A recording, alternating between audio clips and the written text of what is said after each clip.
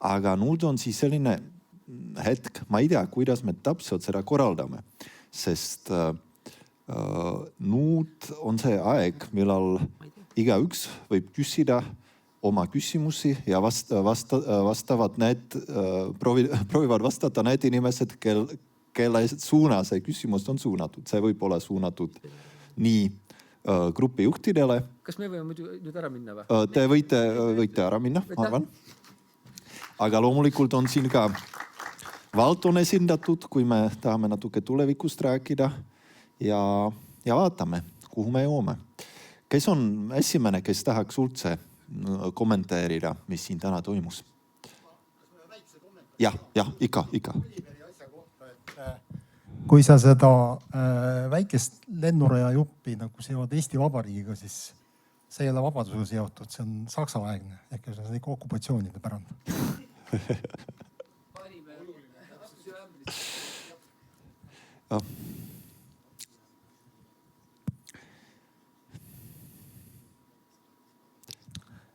Tere, mina küsiks Karinit ja Toomaselt ja siis võib-olla ka vallavanemalt ja vallaarhitektilt, et teie lahenduse kohaselt, et mida te ütlete nendele kinnistu omanikele. Teie lahendus oli hästi suur, siuke roheline, seda rohelist oli hästi palju ja niimoodi mõnusat. Hea oli vaadata nagu, et ma tean, mis Toomas juba ütleb enam-vähem, aga ütle veel kord, palun. Kinnistu omanikel. Muide püüdsime arvestada niimoodi, et kus on nagu loogilised kohad, kus omanikud võivad tahta elamuarendusi, neid me nägime juba mingisuguse asumi osana. Me enamasti ei tundunudki olevat väga palju omanikega konflikte. Et me isegi leppisime nende asjadega, mis on juba siin nagu tekkinud või tekkimas. Ja ütleme, see üks, mis sinna ERMi nurka tahab tulla, selle võiks küll ära tühistada, jah. Aga muidu ei olnudki väga konflikti ja ka ütleme, see omanik, kes oli seal keskses kohas, ma arvan, et seal on ka tal nagu suured võimalused, lihtsalt seal on nagu see vastutustunde rõhutamine. Aga mis tegelikult tuleks hoopis, mina rõhutaks neid omanikke ja elamuarendusi, mis on kavandatud sinna selle teisele poole, seda maanteed või ringteed, mis on seal kaugel põhja pool juba. Ja tegelikult seda me ei näidanud ja tegelikult meil oli ka selline mõte öelda, et ärge neid praegu planeerida. Et need tuleks nagu maha tõmmata. Ma sain aru, et seal on mingid ideekonkursid juba olnud, aga see on natuke tormakas, et lihtsalt arvestades loogilist elanikkonna kasvu ja ka seda, et need on juba linnast nii kaugel, et neid on raske nagu hästi ühendada. Nad jäävad selle maanteega eraldatuks ja see on nagu loogiline mitte sinna väga tihedalt kavandada, et võib olla tulevikus mingi hajusamat hoonestust, aga et mitte minna nüüd jällegi selle planeerimiskaose peale. Nii palju, aga muidu saab nagu enamasti... Räägi edasi. Enamasti on võimalik, ma arvan, vald peab igatahes jõudu näitama. Vald peab oskama planeerida, mitte niimoodi, et lihtsalt omanik ütleb, et nüüd vormistame sellise detailplaneeringu ära ja joonistame veel üldplaneeringusse ka selle, mis omanik tahtis. Et nii ei kõlba, eks ju. Vallal peab olema visioon, vald peab suutma nagu terviklikult planeerida ja siis ka ennast ikkagi kehtestada, väita, et see on valla tahe ja kõik need õigused on ilusasti olemas meil seadustes selleks, et see on nagu selles mõttes küll nende omanikega hakkama saab. Toomas, nüüd läheme juba muud teema sisse, ma arvan, see ei ole vaja. Kinnistu omanikule ühesõnaga minu meelest selles kohas tuleb loodust käsitleda nii, nagu seda enamasti ei käsitleda paratamatusena. Nagu võsa, sa käsitled, et see on sul paratamatult seal kinnistu peal olemas ja sa pead sellega arvestama. Ja arvestama selles mõttes, et mitte mida ma saan sinna võssa teha, vaid kuidas ma saan selle võsaga koos olla. Võsa seab ühesõnaga need piirid sulle ette, mida sa saad teha, mida sa ei saa. Et seda on võib-olla selles mõttes keeruline, nagu muidugi, kui mul on kinnistu ja ma olen arvestanud, et ma saan sealt näiteks mingisuguse teatava hulga kasumit, aga pikas perspektiivis loodusega arvestamine, selle koha peal arvestamine, et see on teistsugused arengupotentsiaalid teistsuguseks keskkonnaks, see tasub sulle pikas perspektiivis nagu ära. No jah, ülekantud tähenduses see ongi energiavõsa, et see võsa ise, ta on nii palju tähenduslik ja see ei tähenda ainult looduskeskkonda, vaid ta tähendab seda ka, et sa selles kohas saad elada võsas nagu tegevuste mõttes ka, sa inimene oled ise ka seal võsas ja arened ka võib-olla seda, kui me vaatasime seda, kuidas see meie arutelu ka nagu nii soomselt nagu kulges kogu aeg. Et see on ka üks selle võsase selline nagu märk, et sa saad pidevalt nagu edasi minna, võib-olla see pidevas muutumises, nagu keskkond on pidevas muutumises. Aga ma võib-olla siit, jah. Ma võib-olla ka kommenteerin, et ilmselt on minu probleem selles, et ma olen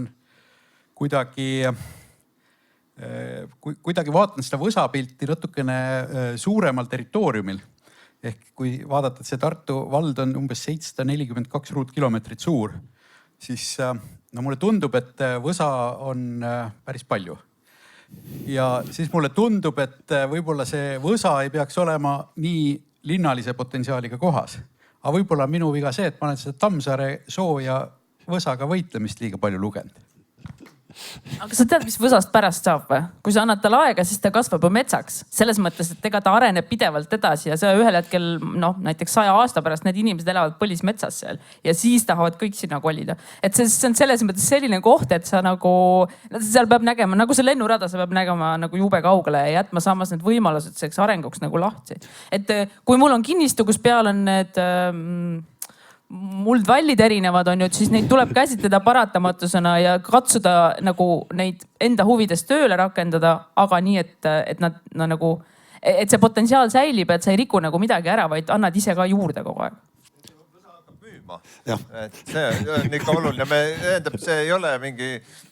Siin on kõigi omanikega, lihtsalt omanikud on koostööpartnerid ja see tuleb leida siuksed mõnusad ja mõistlikud. Aga võib-olla see omanik võib-olla ütleb ka korraks, kuidas sa sellest aru said, see suurmaa omanik, et kas see tundus sulle nagu väga jube? Läheme võsast natuke kaugeleme. Aga ma haaran siit siiski kinni. Ma küsiks ja ootan sellele kommentaari saalist. Sisuliselt siin koorus valja 3 põhimõtteliset URAD visiooni. Üks on see maksimumvisioon, mida siin esindas Oliver ja tema töögrupp, kus me teeme Raadist Pariisi. Tartu linnused peab vähemalt poole võrra kasvama, aga me saame tihelinaliku keskkonna. Teine on just Karini grupi poolt esindatud lähenemine, kus me ei loo URAD-i, aga loome vaiksed assumid võsa sisse. Ja 3.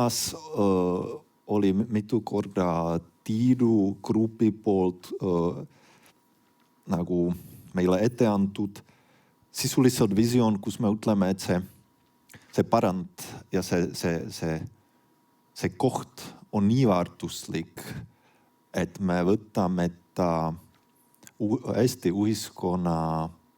ühiskonnana kaitseala, ütleme, et see on see, mida me tahame meenutada. Ostame kõik need grunte valja või mitte meie, riik ostab neid valja. Võib-olla lammutab see, mis seal juba on ehitatud ja siseala jääbki sellisena nagu ta on. Korraldatakse võib-olla mõned need tuurid seal erinevate liikumisvahenditega, sisuliselt jälgime, kuidas loodus võtab seda Nõukogude pärandi omaks. Ja ma tõepoolest väga tahaks kuulda, mis on teie mõtted, milline nendest suunadest on tegelikult nagu raadiole kõige parem. Aga kas ühiskonna sees me saame sellest visioonist üldse nagu kokku leppida? Ja seetõttu, et meil on vaheaega, siis ma tõepoolest küsiks niimoodi, et need arvamuste avaldamised oleksid struktureeritud suhteliselt lühidalt.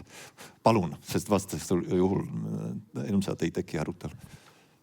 Mul tekkis selline sünergia siin 2-3 pakkumise vahel, et minu meelest 2 oli juttu datatsentrist. Nii. No teatavasti datatsentrid on energeetiliselt nii ebaefektiivsed asjad, et seal jääb tohutult soojust energiat üle. Nii et ma pakun, et kui nüüd teha korralikud datatsentrid, siis võib sellega kogu Tartu linna kütta ära. Ja teisest otsast, kui võsa on omas käes, siis on meil väga, väga roheline enam. Olgu. Aga kes oleks järgmine?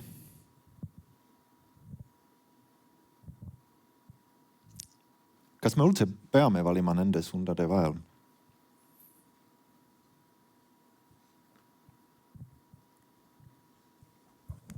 Mina kommenteerin seda meie grupi lahendust, et me tegelikult ei mõtelnud, et siin on mitte midagi nagu teha. Et me tegelikult mõtlesime pigem seda, et võtaks selle eelmise foorumi nagu sellise tiheduse ja printsiibid aluseks on ju, ja me ei ütle seda kordagi välja, sest meil jäi nagu aega väheks lihtsalt.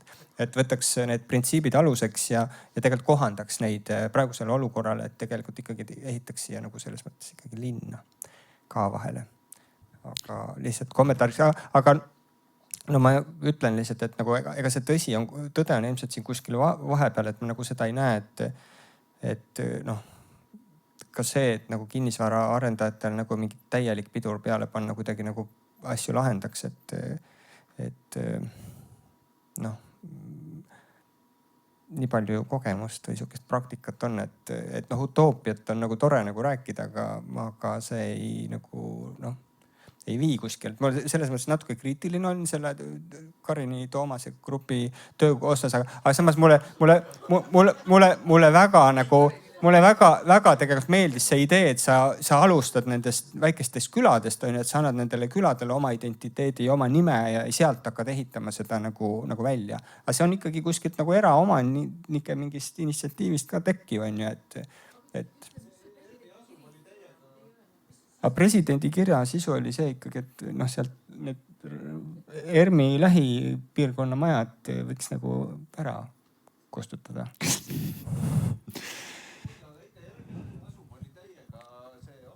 Kuulge. Oota, teeme Toomas ükshaaval. Toomas, ootan. Oliver. Nii, Oliveri kord.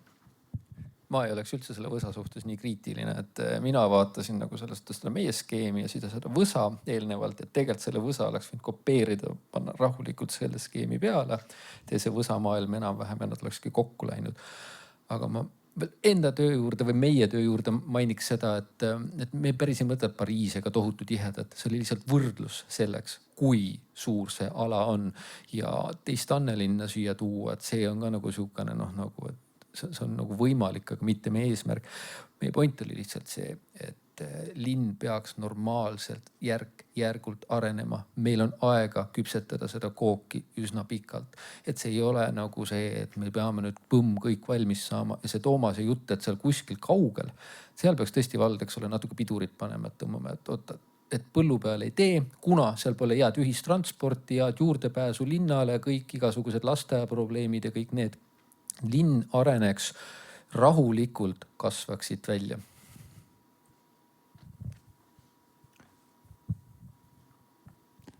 Kas tuleb mingi kommentaar kuskilt nendele mõtetele? Kõik on kuidagi vaikselt. Ja ikka.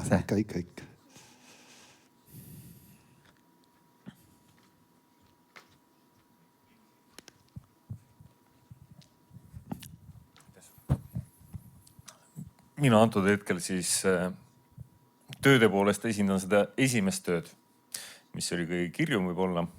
Natukene kaitsen seda ka omalt poolt, aga ennekõike ma esindan võib-olla kohalikke elanikke, sest mingi hulga elu ma elasin Raadil ja nüüd ma olen praegu hetkel natukene pildist väljas.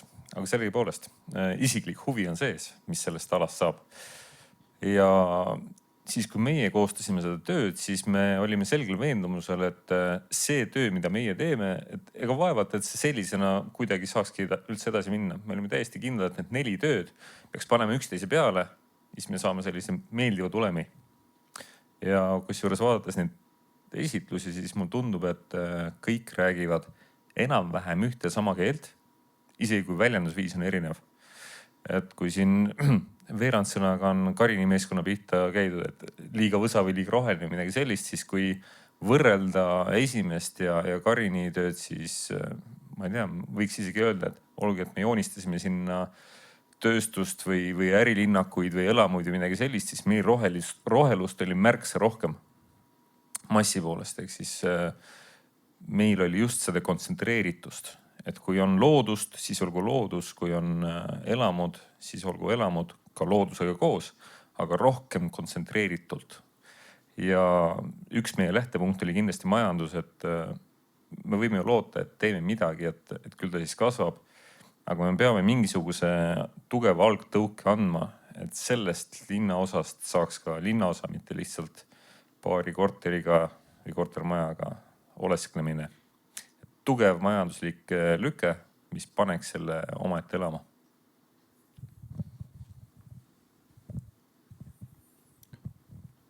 No, siis tundub, et on kokkuvõtteks aeg või kellelgi on veel soov midagi, jäi väljendamata mingi mõte. Tiit veel, olgu.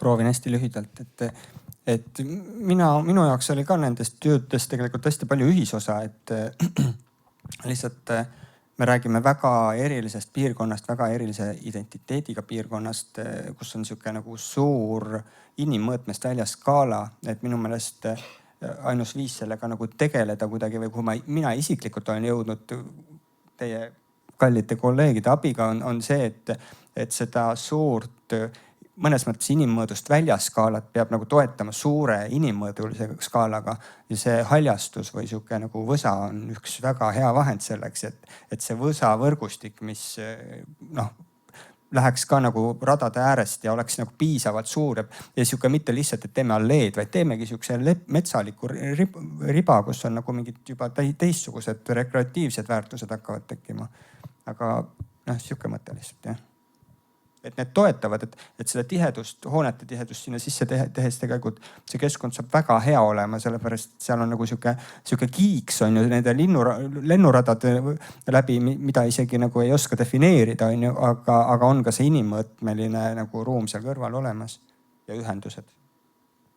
Täienduses ja öelda, et üks sõna, mida me ei kasutanud siin vist, aga mis meil oli, et on nii, kus ta oli kureeritud võsa või mingi sihuke, ei ole sihuke lihtsalt võsa, vaid kureeritud võsa.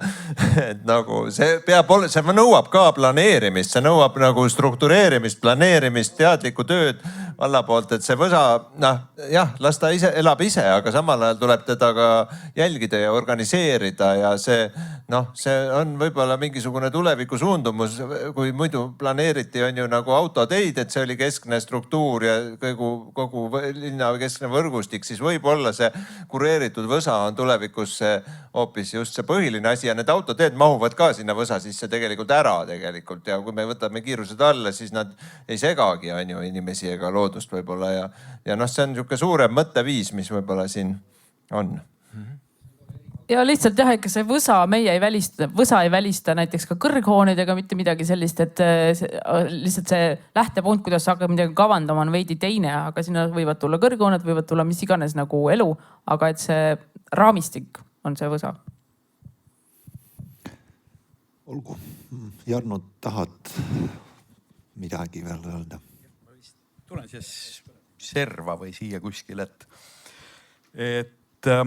minu meelest on see kõik olnud ju väga huvitav ja väga huvitav on ta sellepärast, et meil on tegelikult see esimene linnafoorum ka kuskil ajaloolises kihistuses olemas ja kui me vaatame nüüd nagu suuri tulemeid, siis tegelikult on ju sellega kõik väga hästi läinud. Et kui meil teise foorumiga suures luus läheb sama hästi, siis ma usun, et me oleme väga kõvasti selle piirkonna edendamisel nii-öelda täppi pannud. Et loomulikult sellise jämedusega pintslitõmmetega ei saa väga täpset portreed teha, aga me ei tahtnudki ju seda. Et mis ma nüüd hakkasin mõtlema, et jah, need teekonnad on pisut erinevad ja ka see tänavaruum, mida me kujundame, on ka pisut erinev või nii-öelda piltlik tänavaruum, kust kulgeda. Et mõni tahab rohkem võsast ja mõni rohkem hoolitsetut Champs-Élysées tüüpi asja, aga mulle tundub, et siin on mingid asjad, mis nagu joonistuvad hästi välja ikkagi igas rühmas. Ja ma ei hakka neid üle kordama, te olete juba kõik kuidagi selles viimases voorus neid maininud.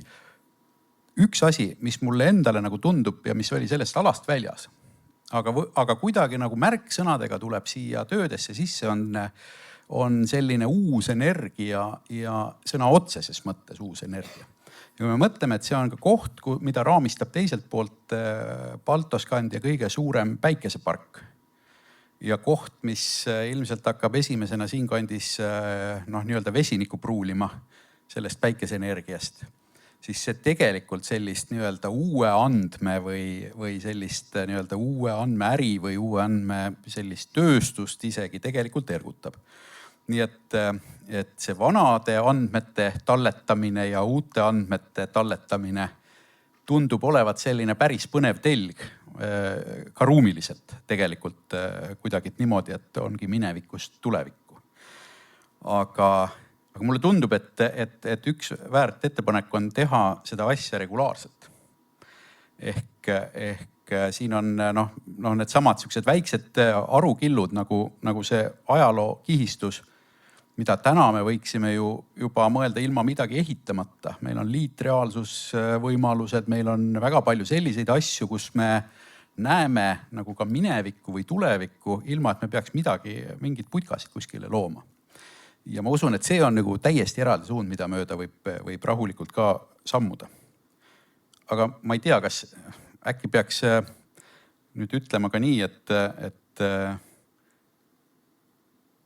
tegelikult on mul väga hea meel ja Eglel ka kindlasti, sest see Raadi linnafoorumi nii-öelda mõte on täna sellisesse faasi jõudnud ja me oleme selle edukalt nii-öelda läbi elanud.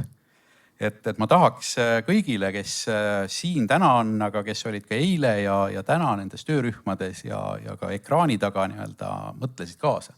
Tahan öelda suured tänud. Ja loomulikult ma nägin Margiti ja Tiidu töögrupi juhtimist vahetult ise eile, et see amet ei ole nii-öelda kergete killast ja ma usun, et Karinil, Marekil ja Oliveril oli täpselt sama vahva ja keeruline.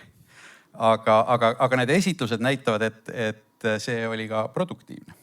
Ja kindlasti Arhitektuurikeskus ja Raul, suur tänu selle töö eest. Ja kõige lõpuks Irsi.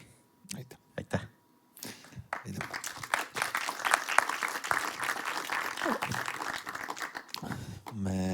Meile nägime siin suurelt ekraanil 4 küsimust. Ma ei ole päris kindel, kas me neid vastasime. Kas Uusraadi tuleb? Kas Uusraadi on siis Tartu valakeskus või ei ole? Aga siiski mõned asjad mulle tunduvad, et siiski jõudsime mingigi kokkuleppeni. Esimene kõikide poolt jagatud tunnetus on, et see pärand, mis seal on, väärtuslik. Ja et me ei taha seda mälu ära kustutada. Aga mul ka tundub, et on ka kokkulepe, et selle pärandi vahele võiks mingi elu lubada. Kas on ainult putukate elu või on ka inimeste elu, see on juba natuke keerulisem, aga ei, see oli nali loomulikult. Tegelikult kõik pakkusid seda, et selleks, et see ala oleks inimeste poolt kasutusel, siis seal peab olema inimestele loonud keskkond, mille mõõtmed peaksid olema inimese mõõtmed, mitte lennukite mõõtmed. Selge see, et nagu Oliveri töös oli ilusti näidatud, et tegelikult on Uusraadi see väike viil sellest suures pitsas või koogis, mis on see suur Tartud, see tähendab arendada, nagu siin oli mainitud ka publikumidest, et arendada Tartu linna kõrvale, teine Tartu linn on mõttetu. Ja, see on selge. Viimasele küsimusele me ei jõudnud üldse vastata ja ilmselt see ka ei ole võimalik. Ehk küsimusele, kas praeguste tingimuste juures saab planeerimise protsessi tulemusena luua parema ja inimväärsema elukeskkonna, aga ma arvan, et need inimesed, kes siin on, need kõik jagavad minuga seda arvamust, et me vähemalt peame selle suunas nagu liikuma, proovima seda teha, isegi kui see lõpuks tihti ei õnnestu. Minu jaoks oli need 2 päevad väga suur kogemus uuesti, sest lihtsalt jälgida, kuidas uue teema ümber inimesed nii kirglikult arutlevad, see on nii hea tunne, et sellist laadi üritusi on juba seetõttu vaja, isegi kui nad ei viiks mitte kuskile. Ja viimane, kuigi ma tean, et ei ole kõik inimesed ei jaga minuga seda nagu mõttekäigu, aga ma siiski arvan, et võtti selle ala nagu korraliku käimapanemise võti on kohaliku omavalitsuse käes. Seda ei saa teha teismoodi ja minu sisetunne hetkel on, et Tartu valitsus ja üldse Tartu omavalitsus on selleks võimeline. Ehk anname nendele võimaluse ennast näidata, siis saame näiteks 10 aastat pärast öelda, kas siis saadi hakkama või mitte. Aitäh!